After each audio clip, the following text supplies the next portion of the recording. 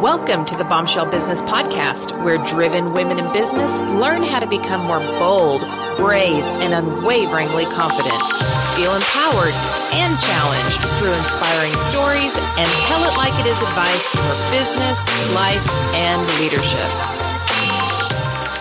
All right, Bombshells, welcome back to the Bombshell Business Podcast. I'm your host, Amber Hurdle, and today we are getting right into the nitty-gritty. I am so super excited. I'm not sure. That's probably not a strong enough word. I'm going to get to share with you one of my favorite clients ever, Miss Jacki Kuehne. She's going to talk about her rebrand experience. We're going to go through just her journey and her life as a business owner, the experience that we shared together and how she's using that now. And, you know, I pick favorites when the people that I work with do the work. They do the heavy lifting. Even when it sucks or it's hard, they get it done. I'm that way with my corporate clients. They all know who my favorites are. When I would pick up a new client, I tell them who my favorites are and I tell them why. I am committed to outcomes. And so I like clients who are the same. And Jacki, for sure, was committed to her outcomes. So Jacki, welcome to the Bombshell Business Podcast.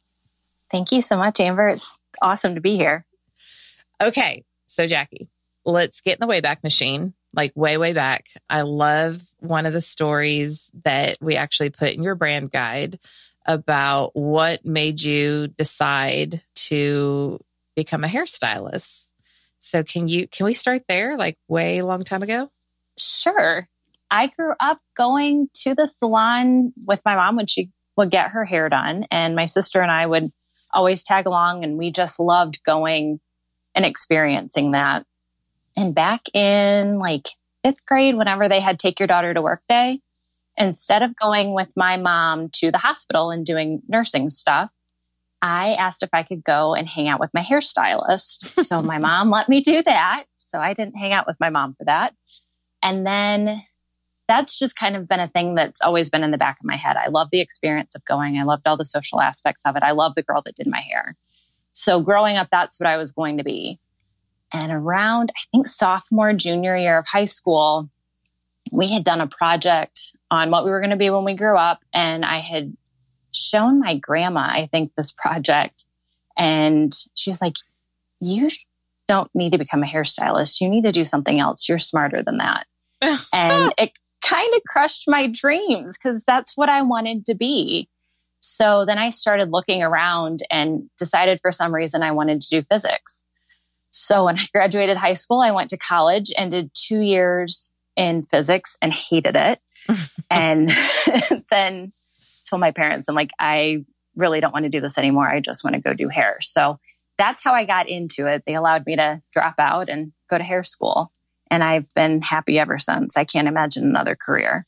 Yeah. And that drives me nuts too when people say, oh, she's just a hairstylist, or, you know, you need to go get to real school. And it's like, what? I mean, you are a color expert. You have precision that you have to execute.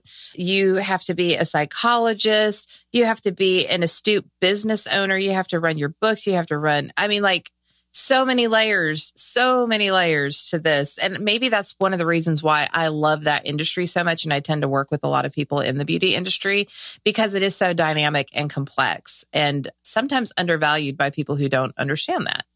Yeah, it's not what I don't know. I don't think the industry is not what it was when I think my grandparents were around, you know, and it's changed over the years. It's a lot more business driven, I think, than what it was back in the day. Absolutely. Yeah. So you became a hairstylist and you're highly educated, right? Tell us about some of the certifications and everything that you have. Well, I went to an Nevada school, so I was kind of born and bred in that world. And after I got out, I had done some training in a different salon in a different product line. But when I eventually went back to Aveda, I went and got their in-salon color coaching, I guess, certification, or I was able to do that. So I would go to all the semi-annual trainings where they would release like the trends. And I was supposed to come back and teach the stylist in the salon the color trends for the season. And in doing that, the salon gave me their group of new stylists. So I was teaching our new hires the color line and how to apply it in different color techniques. And so I was working with the girls one-on-one, helping them with that. Yeah. And I always say that it's one thing to learn, but you learn really, really well when you have to teach it. So definitely have some great experience there. So you worked for another salon, and at a certain point you decided, okay, I am going to do this on my own. Walk me through that experience, because I know we have so many different seasons of listeners. A lot of them are 3+ years in their business, but we have some listeners and members of the Bombshell Squad that are in that, I think I want to go out on my own kind of stage. And there's a lot of fear there. So walk us through that. So I was in commission salons from the time I left school. So that would have been in 2005 up until I took this position, and I made the jump in 2016 to get rid of the commission. So it was terrifying. And this job actually kind of fell into my lap. I had worked in the salon over near Cleveland for 8 years. And then my husband and I decided to move home. So we totally moved everything to the other side of the state. And I was working at a different Aveda salon back home for about a year, and I needed something more. I was getting a little anxious with what I was bringing home, and I was trying to make ends meet. And this opportunity literally fell into my lap. I had a coworker that I had used to work with over near Cleveland offer me her job at this commission, or at this salon where she's booth rental. She wanted to stay home with her kids, so she handed me over her clientele, which I know is a really unique situation. And one is very hard to say no to. Exactly. And really, we came over and sat down with her. My husband and I did. We sat down and did lunch with her, and she showed me all of her numbers and was like, look, if you work the same days I do or similar hours and you collect my clientele, this is what you could be making. Plus you have the ability to market to your old clients, which I had really full books when we left. I had a really well-established clientele. So I did retain some of hers and also lost some. So that was a little intimidating, but I was able to get a handful of my old clients back. So having that as my base, then I was able to grow from there. So I was really, really lucky. But if I had that client base, I would have been able to jump without a problem. I would have been comfortable doing that now, having been through the process. Yeah. So would you make a recommendation that you have some kind of foundation built where you know that you either have people who are interested, like really interested in doing business with you, not just saying it to be nice, or you have a base that will follow you? Yeah, I think that's really important, especially when you're on your own, because it's harder on your own to go out and get the clients than if you're working at a place where the salon's doing all the marketing for you and they're well known and people just know when they hear that name, like, oh, they've got good people working there. I'm just going to go and get who I get. Yeah. It's just a totally different atmosphere. So having that base is very important. Yeah. And it gives you an opportunity too to find out who your ideal customer is. And we'll get into that obviously through the branding process, because if you're trying to start your own business and then you don't even know who you're marketing to, you don't know who your ideal fit is, then you don't really know what your message is. I mean, that is a cluster. You know, whenever somebody asks me about getting started as an entrepreneur, I ask them, well, have you done it for somebody else first? And they're like, well, no. And I'm like, well, I don't know if you want to cut your teeth on doing this like all on your own. You might want to learn some processes and figure things out in a more comfortable and safe situation before you throw yourself to the wolves out there. Because it's hard. I think that's brilliant. Yeah, it is hard. And yeah, I can't even imagine. I think I told you this, we had toyed with opening up a salon before I had even done the booth rental thing. And I can't even imagine now being able to do that. You know, this is enough work on its own, let alone run an entire business. Sounds terrifying. Yeah. So, although I think you could do it. But anyways, so the next step was, okay, so you've been doing this since 2016. So 2018 rolls around and you were listening to the podcast, right? Yes. Okay. So take us through the process of, I call it being divinely discontent. Like, you're obviously grateful for everything that you have. You've got a great life. You've got good customers, but you know that there's more. You know that there could be more. And it's not a lack of gratitude. It's just knowing that you're not where you could be and wanting to be at your best, right? So when did you make that decision, and what triggered you to decide that 2018 was the year to get it done? Well, I started listening to your podcast, I believe at the end of 17, maybe. I found it during a slow period. I had days where I had, 6-hour gaps. And when that happens, happens frequently in our line of work, I get panicky. So that's when I found the podcast and started binge listening on my drive to and from back home to where I work now. So yeah, and time out on that, because Jacki actually lives in a different city. And how long is your commute to where you actually work? 3 hours. Yeah. So she works for so many days during the week, and then has, so many days, an extended weekend.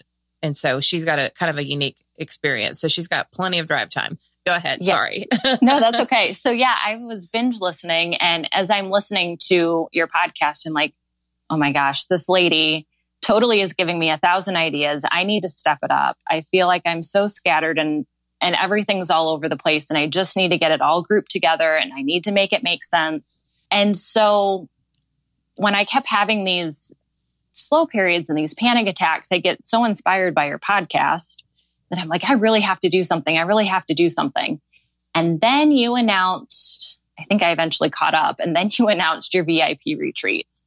And I got so excited when you announced that I'm like, oh my gosh, I have to apply for this. So I think I called my husband right after you announced it on the podcast, and I was almost home, but I called him and I'm like, so Amber's doing this thing and I really, really want to apply. What do you think? And he said, what's the harm in applying? Go for it. If you really want to do it, why not? Oh, can I put a time out there? I love that response. I love, because the first step towards something is not a marriage. Like, you could go on a date and decide that you don't want to go on a second date. You know what I mean? Like, I love that's the perspective that he offered, is move towards what it is that you want. Well, what's the harm in that? One step. Okay, go ahead. Awesome. Yeah. So he was like, apply and see what happens. And so I applied, and our whole exchange, I thought, was the funniest thing ever, because once I had applied and you were like, I'm interested, but we've got a couple hiccups. I was like, all right, I'm doing whatever I have to do in order to do this, because I need to get a move on it. I need to get this worked out. I couldn't do it on my own. I did what I had to do. Like, I made it work. I'm like, I'm not going to get it done otherwise. I need someone to help get me in gear, to get me where I need to be. Well, and I have to say, so on my side, I've got like certain things where, like, my little checklist of who would make the perfect fit for a VIP retreat, because this person's coming to Nashville. I'm spending tons of time with them. There's loads of homework to do on the front end. We do a very intense experience.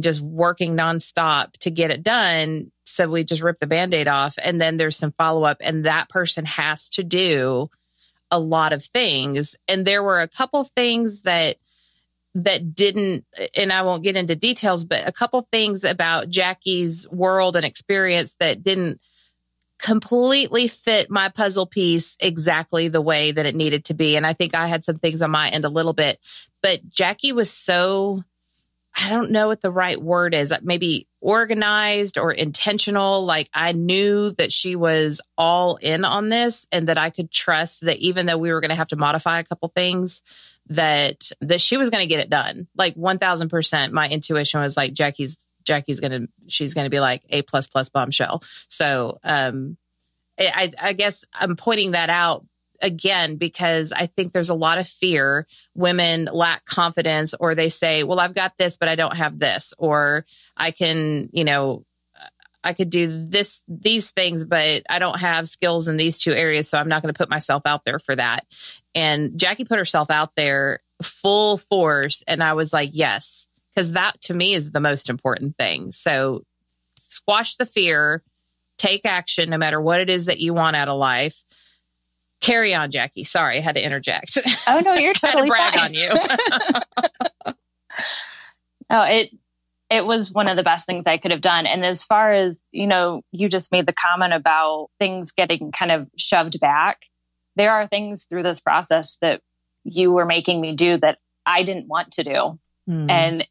But I know that I had to do it. And some of it, I'm not going to lie, I think around September or October, right before holiday season hit, which is our crazy, crazy time, there was some stuff that I needed to go out and like do the marketing and do the face-to-face stuff, the thing I do not like to do, that I was trying to put off. And I know I had emailed you at that point and just was like, I did not execute this well. Next year I'm doing it. And I just told my husband this past weekend, like, next year you need to be coming up to me once a month because I really, really need to be out and try and do more face-to-face in the community, which I think he thinks is awesome because that's just a weekend away for him. But I know that I need to work on my end harder to keep getting the results, because it is cool to start seeing that transition where people are actually coming in, or you're getting to see this difference just by a little tweak. So let's go all the way back to here's the process is I send homework, and we were just talking about this before we started recording. I send homework and there is no grade on it. You don't get an A or a B or a C or a D or an F. Nope. I mean, that you do what you do. And I don't give a lot of direction because I don't want a standardized process coming back to me. I need to see like what your language is like and where, like, how much do you know versus you don't know? How do you look at your brand right now? What do you know about branding at all? And really some of the stuff I don't even use in the VIP retreat. I just want to get that person's mind in the branding process so that when they show up, that there's language that they understand, that they've seen some terms before, that they aren't completely shocked when I start pulling out all this information. But then I'm able to customize and craft what that experience is going to be like for that particular bombshell. So some people, like Jacki's super analytical. She's super process oriented. Sometimes I have people who come in that just have no processes. It's very hard for them to fit into a process.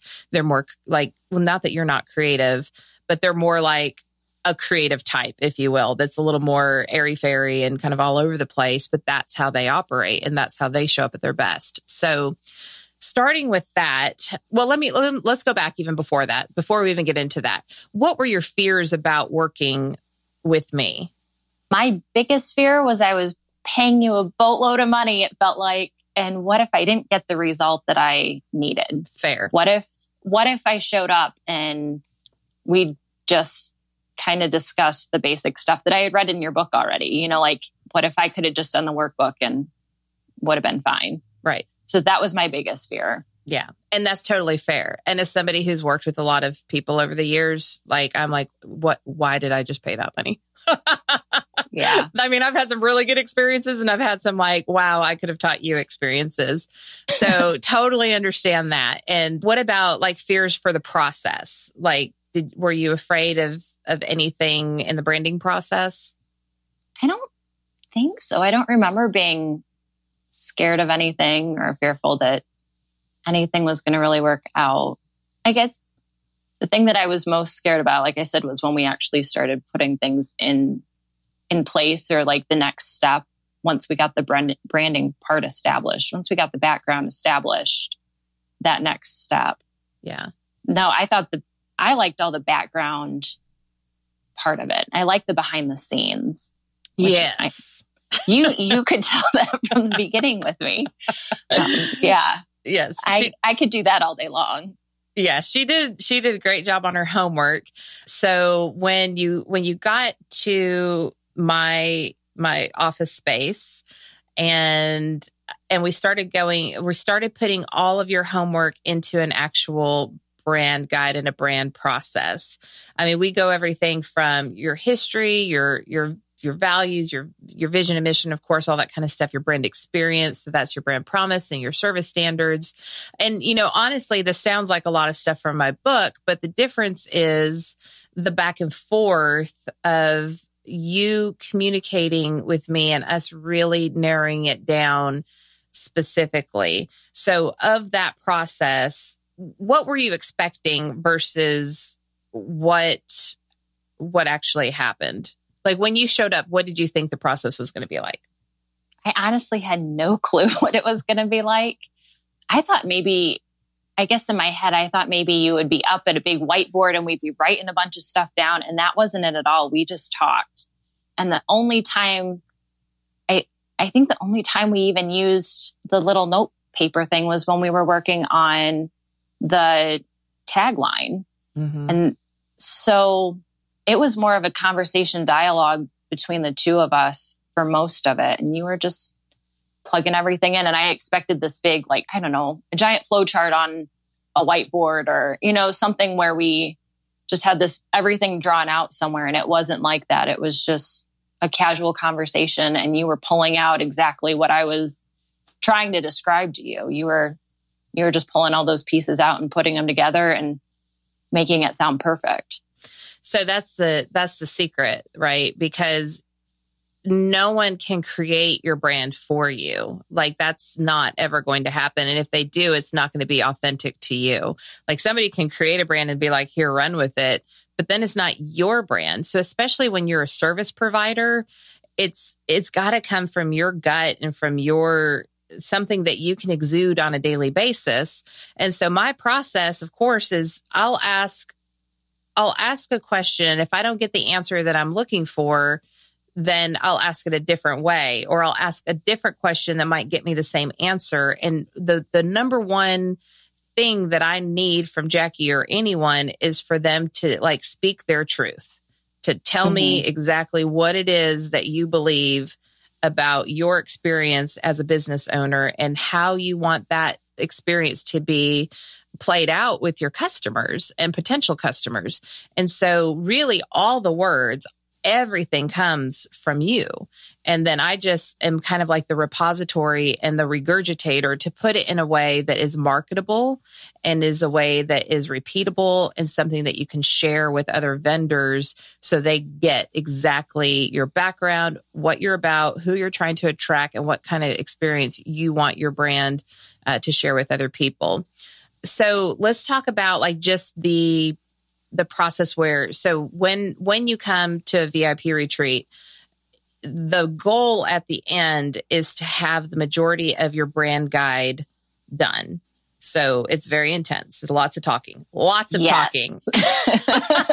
A full 8 hours and then some, maybe. Yes. And you did a 1 day. Usually this is a 2 day because we still knocked out. I think that was your homework, was your website guide. Yeah. And Jacki did her own website, which is one of the things that I was like, I usually, if you aren't going to work with a website designer, then that's kind of a thing for me that I'm like, but again, because Jacki is so process oriented and analytical, like I show your website to everybody. I'm like, and she did it herself. Like, check this out. Do you really? Oh my That's gosh. awesome. Yes, totally.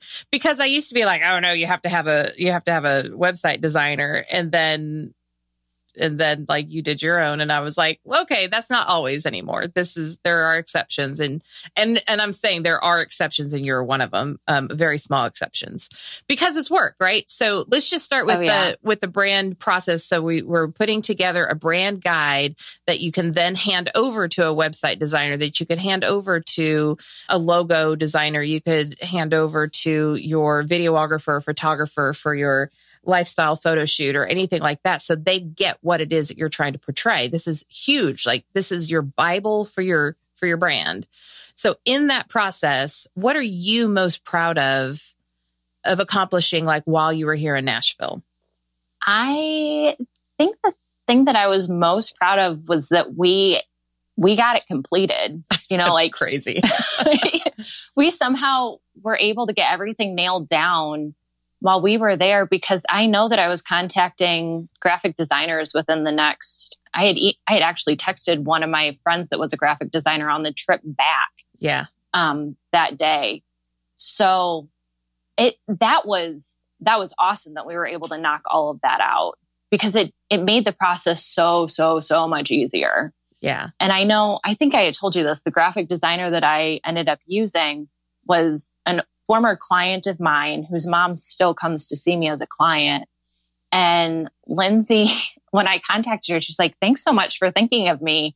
And I handed everything over and she's like, holy cow. Yeah, I know exactly what you're going for. And I remember sending you the 4 options she had sent me before we picked the logo. Mm-hmm. And I think you and I were on the same page as far as which ones we liked and what we would change about them. You had pointed something out to me that didn't even cross my mind as far as font and capitalizing. Mm-hmm. But she just nailed it on the head. The first option she had put on the graphic designs was the option we picked for the logo.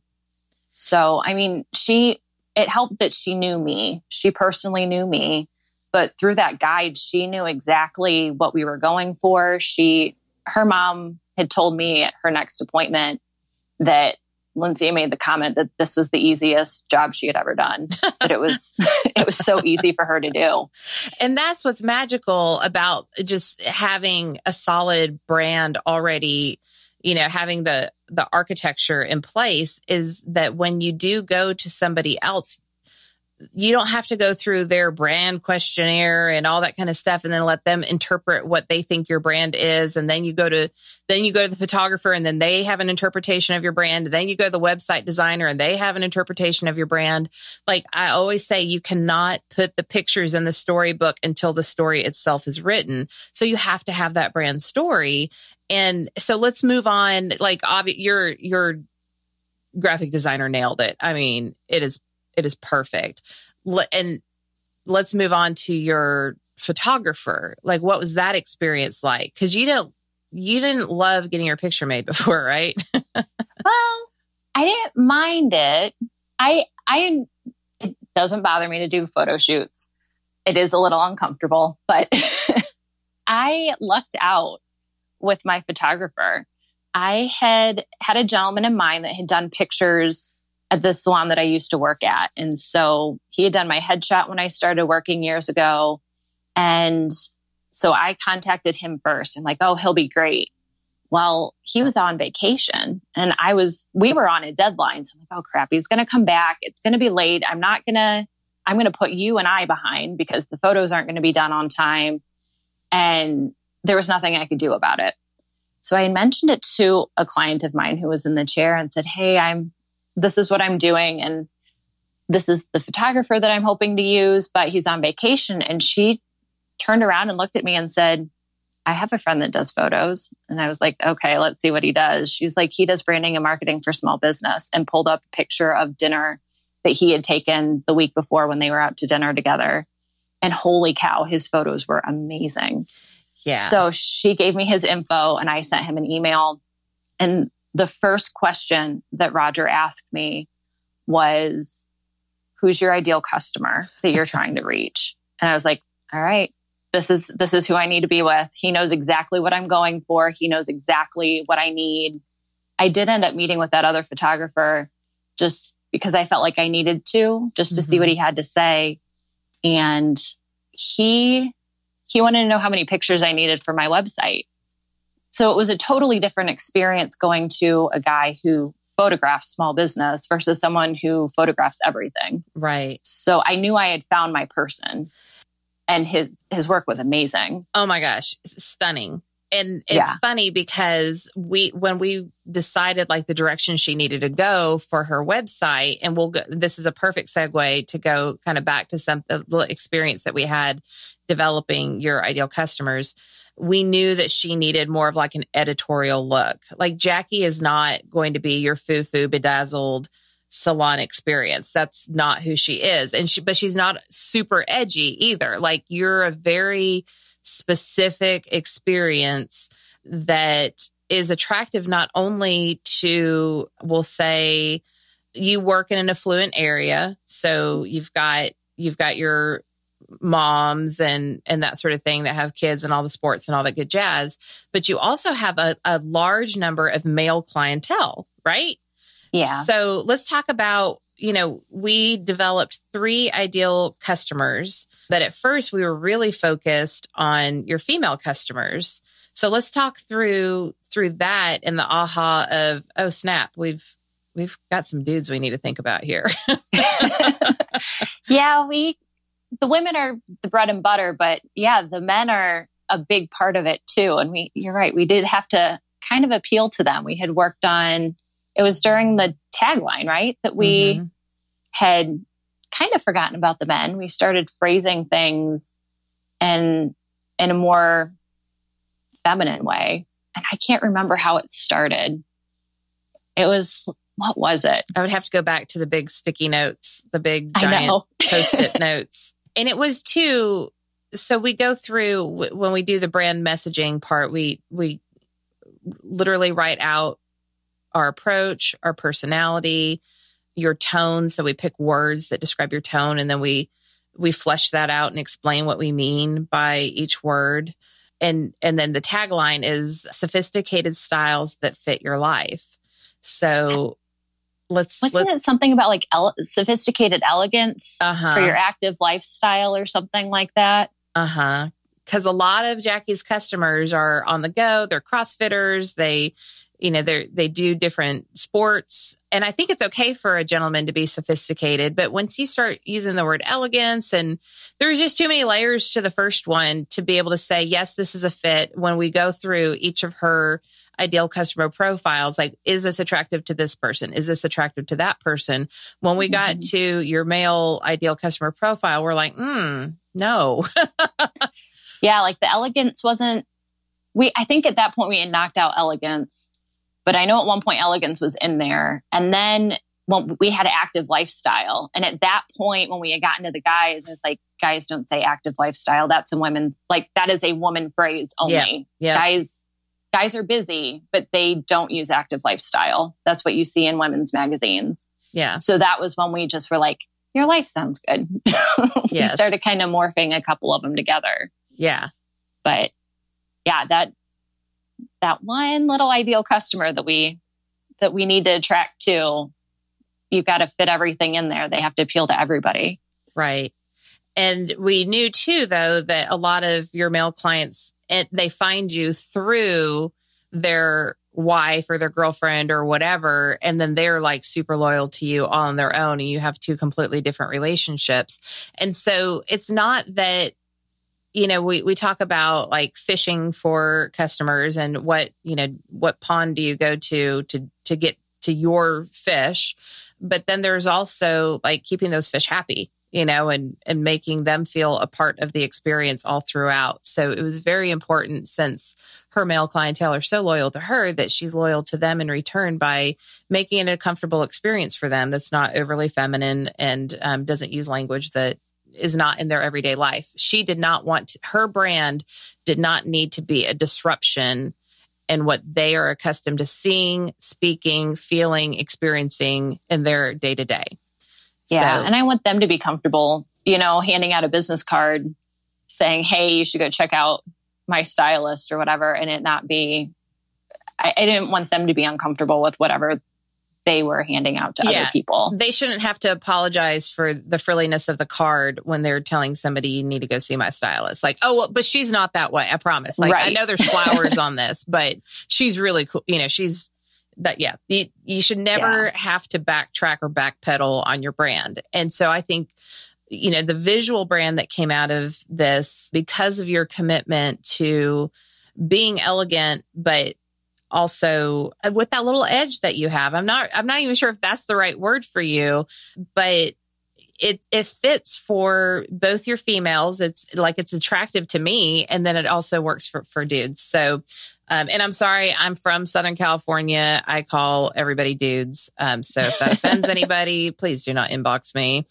Okay. So then once you left Nashville, that's where a lot of your heavy lifting began. So you go through the homework. You don't really know why you're doing it or what's going to happen with it. I kind of morph that into the experience. I ask you tons of hard questions. Your brain melts while you're in Nashville. Of course, we have a fabulous dinner in there somewhere and some lunch. And then you go back home with your brain melted. And then you have like really a lot of work to do. So what are you most proud of accomplishing in that 30 days after your retreat? My website. That's the thing I was most excited about. I don't know how many free trials I worked through on that thing. And I think I had worked on 2 or 3 different designs. Yeah. And right before we finalized it, do you remember me taking you through that 3rd template? Uh-huh. And it was not the first 2 that I had worked probably 40 hours on. It was a totally different one. I'm like, my brain kept going back to this one template. And so I showed it to you and you're like, yeah, that looks really good. Yeah. So I'm like, ah, crap. So it was perfect. My trial had ended and I needed to rewrite another one. So I'm like, here we go. And it was perfect. It turned out so well. So that's what I'm most proud of, is that stinking website. Yes. And we will put that in the show notes so you can check it out, because that is a do-it-yourself and it just looks so spiffy. And it helps that you do have that real editorial style to your brand, because you could use like really clean lines and black and white. And that helps from a design perspective to keep it simple. But that's kind of your jam. Like that's your whole brand, is like you get it done and you get it done with like massive amount of excellence, but you also keep it simple. And the styles that you create for your customers and your clients, like they don't have to feel like, oh, my hair only looks good when I leave my stylist. Like they can manage it during their busy life that they have, where they're active and have lots of things going on. So it is just perfect. Okay. So what would you say from the time where you're like, okay, I got to get my poop in a group, to like being super proud of your website and all of the images and your new logo and all of your new, Jacki designed new gift certificates and new customer referral cards. And so she had all the stationery to go with it, including her business cards and all that good stuff, which they are premium looking, amazing. And that was all do it yourself too. Canva and like Vistaprint. Is that right? Yeah. Okay. So let me just back up and say, if that is not your jam, let somebody else do it. Like let a graphic designer work on all that kind of stuff. But Jacki, she had an eye for it. So she was able to do it. So through that whole experience, like, what was your brand transformation? How would you articulate that to the Bombshell audience? I feel like everything that I did was just kind of cleaning everything up and combining everything and making a more uniform feel for what I wanted everybody in the general community to be able to feel looking at my work. Like I said, in the future, getting out into the community is going to be the next thing I really need to focus on. But I really wanted to have just that cohesive look to everything that we had done. I want people to be able to see the visual side and know what to experience when they walk into the salon.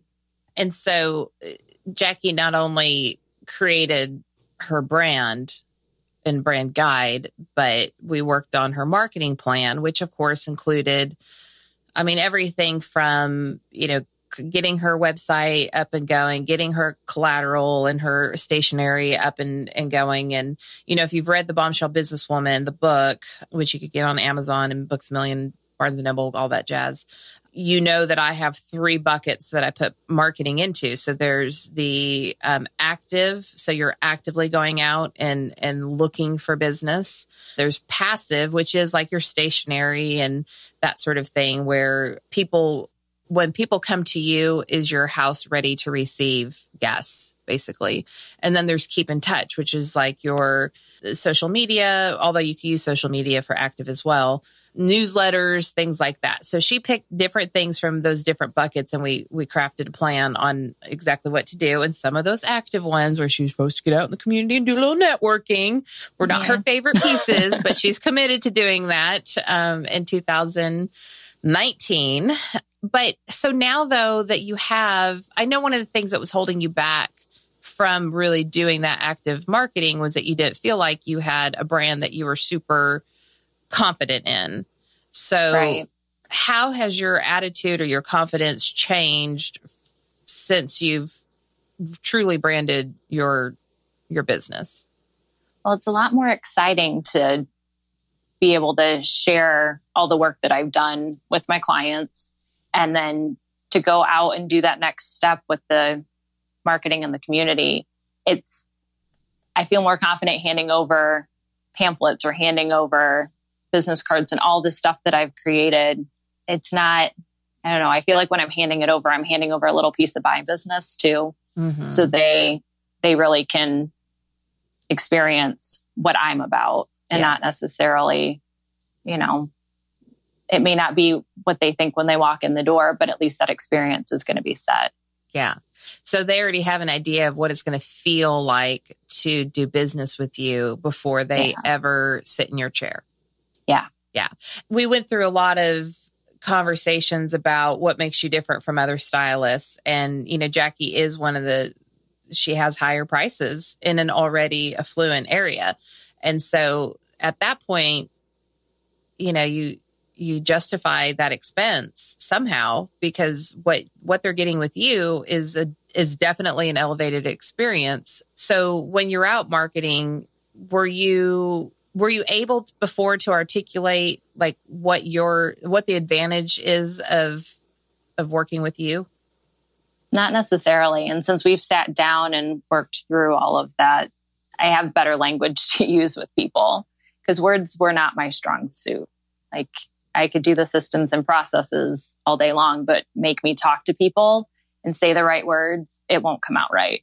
So, but now you have some scripts, right? I do have some go-to phrases that fit you, that you can confidently say so that people get what it is that you're about. Yes. Yes. Words are magical, people. Words are very, very powerful. And you don't have to be a wordsmith to just find those key phrases that quickly paint a picture in a potential client or a client's head of what it's going to be like to work with you. To say, oh, I've got excellent customer service and I'm a great stylist. Like, any generic stylist can say that. Like, you really have to be able to zero in on what it is that makes you unique. Just this morning, I dropped my dog off at my vet. He was getting neutered today. He did very well.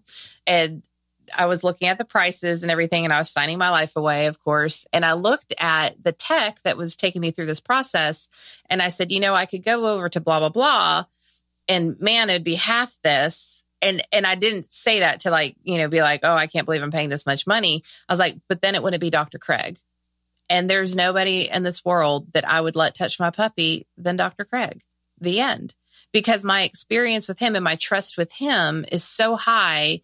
And I also know that, of course, he's got what all he puts into his business and the technology they have and all that kind of stuff obviously is going to make him be a little bit higher than, down the street at, the place that does it for whoever at a highly discounted rate. And that when you're talking about your ability to color, your ability to cut, your ability to have an engaging conversation and make somebody feel comfortable and listen to not only what they want to look like, but how they have to maintain their hair through their lifestyle. Like, you could go to Supercuts, right? And get a $20 haircut. Is that? Oh, absolutely. So, yeah. So you cannot sell on price. You have to sell on experience and trust. And you're very much a trust brand, Jacki. Very much a trust brand. Yeah. Which we discovered very early on. Yes, we did. Okay. So we've gone through a lot of things. And I hope that, again, for the listener, that you understand. So Jacki started her business, had been through all the struggles that I'm sure you have experienced as a listener. As a listener of the podcast, she decided, okay, I'm going to do something in order to put some structure around my branding, which then would enable her to put some real structure around her marketing. She had the cojones to apply for the VIP retreat, went through that application process. I looked at the application. Something about the way that she answered everything was, I just felt like I really wanted to work with her. So we hopped on a phone call, talked through the process. Then girlfriend comes to Nashville and stays here. We go through this intensive experience after she's done the homework, the pre-homework, which usually is about 30 days in advance before the actual retreat, using her homework and her language and her thought process and how I figured she would show up. And also asking a ton of questions just about like her style. I knew she was more laid back. She's into craft beer more than she's into champagne. So those type of things help kind of create the environment that she's going to come to, snacks and all that kind of stuff, like, make her feel comfortable, and goes through really, really tough questions. And that sounds really hard. I don't think they're necessarily tough questions. It just makes you think in ways that you aren't used to thinking on a daily basis. Is that fair? Yeah, it's that dig deep down and really get to the root of the issue, or really describe what's going on. Yeah, because it can't be surface. Because if it's surface, then you could be generic and you're vanilla and you're like everybody else. So you really have to, like you said, go deep. So then she leaves after being a rock star client in GSD big time. And then because we're on a tight timeline, and we do this intentionally because I know that bombshells they don't have all the time in the world to be working on homework here and there in this process, because you need to really harvest that creative time.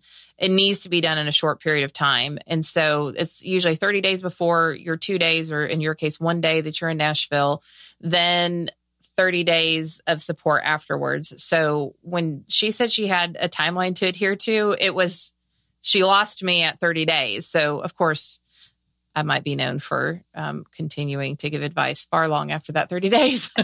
Yeah. But I don't tell you that on the front end or you won't get it done. Right. And I think there was some stuff that just kind of came up during the process that we had to push things back a little bit more. Yeah. And that's pretty typical.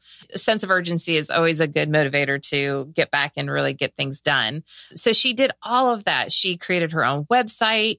She was the director of the logo process. She did her photo shoot, all of her collateral materials. I mean, Jacki did so much in like we'll say 70-day period. It just blew my mind how proactive she was. So now that you're an expert in branding, my final question for you, Jacki, is what advice would you give other bombshells who are listening and they're thinking like, I need to elevate my brand? If you're thinking it, you should just do it, because it makes life so much easier when you have all that background foundation laid. You can work from there. And what we did with that brand messaging guide made everything else so much easier to be able to hand it over and allow people into my world that could handle working on stuff and making it look like me. It was the easiest thing to do. And down the road, if something needs to change or get edited, I have the ability to do that. And I could go to the photographer that I use and say, hey, Roger, I really need some photos for this spring to be able to use on my social media, or I need to update my website. And he knows exactly what vibe we're going for. And it's no big deal for him to come over and snap a few pictures. And same thing with my graphic design girl. If I said, hey, Lindsay, can you revamp the gift cards that I just made on Canva? She could, because she knows exactly what I want to convey to my clients. So just having that set makes it so much easier to do everything else. Yeah. So if you think you need it, just do it. Just do it. And, you don't need a me. You don't need, it helps obviously to have that thought partner, but it's all in the book. Like, that's the thing. It's all in the book. All the questions are in the book. You don't have me to pull your words out, but, listen back through my conversations with Haley Walden, who's our, bombshell business expert on copywriting and editing. And she takes you through exercises where you can basically interview yourself and start looking for patterns in your language. And you can talk to your current customers, your ideal customers. I have laid all this out every which way from Sunday to empower you to do this for yourself. But the one thing that I have to give Jacki credit for, that I want to encourage you to do, is to freaking do it. That's it. You were willing to do the work and you did the work and you got the results. And I love the email that I got from you a week or a week and a half ago where because of some of the SEO work that was part of your marketing plan, somebody landed in your chair that was unfamiliar with your brand, that was not a referral, who simply Googled and found you. I was so excited about that. As soon as she told me that she found me on Google, I'm like, I have to email Amber. I just have to tell you. Those are my little squeal moments. Oh, it was so nice. And I'm not even on page 1. Like the girl did some research to find me. Like it was the coolest moment. And she totally was my person. On my bio page, it says something about if you want to talk calves or the latest Netflix episode, I'm your girl or something like that. And she saw the calves thing and she's like, oh, I'm totally seeing her. So she knew me before she sat in the chair and we hit it off. It was so much fun. Yeah. So I had to pass that on as soon as I knew she was a Google find. Yes. That was really cool. Those are those moments when I'm out in public and I'm checking my emails, like at the grocery line or wherever I was. And I go, "Ee!" And everybody looks at me. Because that is so exciting. And I love when you get to see the fruit of your labor. And that's the thing too. Like we have to measure results. If there is not fruit from what it is that you're trying to do after so long, then you need to adjust your strategy. And that's okay, because if you did something and it didn't work, that is just data. Then you don't do that anymore. You try something different. Even last night, I was joking with my husband that my business is my petri dish. It's just, I'm experimental and it doesn't always work out. And when it does, it's awesome. Prove your hypothesis. And when it doesn't, it's like, okay, well, that little science project didn't work. We'll try it a different way and you move on. But if you don't have the gonads to be able to survive that situation, the entrepreneur life is probably not for you. And so if Jacki is a great example of anything, it is that she took action. She moved towards what it was that she wanted. And step by step, she continued to put herself out there and do the hard work. And now she's seeing fruit. And hopefully that will continue to motivate her to just keep moving towards what's next. It's not the hare that won the race. It's the tortoise. And Jacki is, definitely on the path to, I don't know if you ever win the race in entrepreneur life, but at least getting to really enjoy the type of life that you want because you've created the type of business that you want. So congratulations, Miss Thing. Thank you. All right, bombshells. This was a whopper one. I know we went over, but I just think it's important for you to hear from a peer and not from me or, one of the experts of what this is like. And I'm not selling you anything because I'm not doing VIP retreats in 2019. Wonk, wonk. But it's all, again, it's in the book. So I will put Jacki's. Well, Jacki, what's your website again? It's jckuehnestylist.com.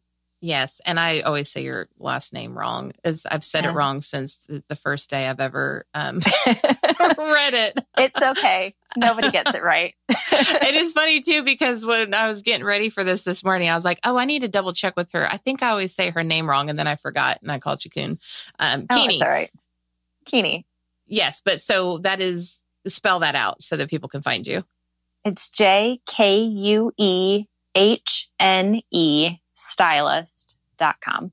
Okay. And that will be in the show notes at amberhurdle.com/podcast with an S. It will be in the Bombshell Business app.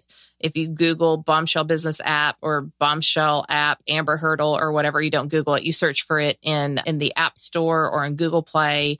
Or even the web app online, if you want it on your computer, all of the show notes will be in there. And, and I just encourage you to go and check out what she did. Look at her logo, look at her images on her site, how she chose to use her images on which pages and what that makes you feel like and what you believe about her brand. And then read the words that she has on her website to see if those two things line up for you.